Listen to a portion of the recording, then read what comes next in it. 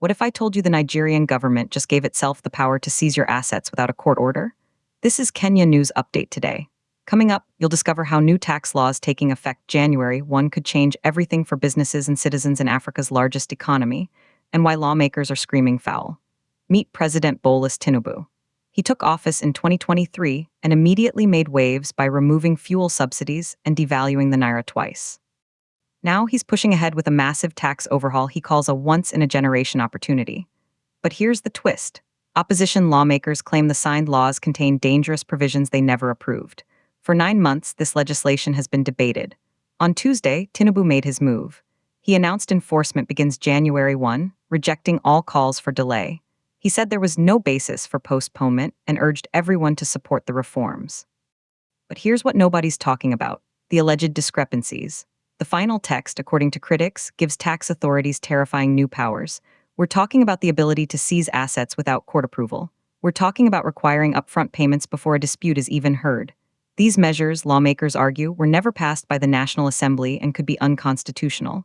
And then, something shocking happened. Tinubu acknowledged the public discourse but dismissed it. No substantial issue has been established that warrants a disruption, he said. This is the seismic shift. The government is determined to overhaul Nigeria's tax framework to raise revenue and strengthen public finances after a year of painful economic adjustments. Officials say the goal is to widen the tax base and improve collection.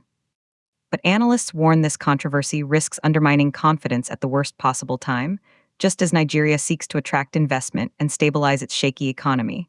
Here's the part that will blow your mind. While insisting the reforms will proceed on schedule, Tinubu pledged to work with lawmakers to address any concerns through due process. He promised dialogue would continue. But the rollout is, in his own words, firmly in its execution phase. Tax authorities are expected to issue further guidance before January.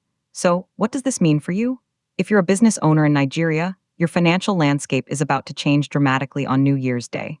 The stakes are nothing less than the reset of Nigeria's entire fiscal system. Some say this is necessary reform. Others see a dangerous power grab that violates constitutional safeguards. The tension is palpable in Abuja.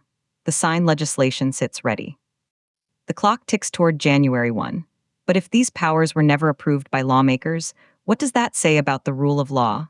Do you think President Tinubu is pushing necessary reforms or overstepping his authority? Drop your take in the comments.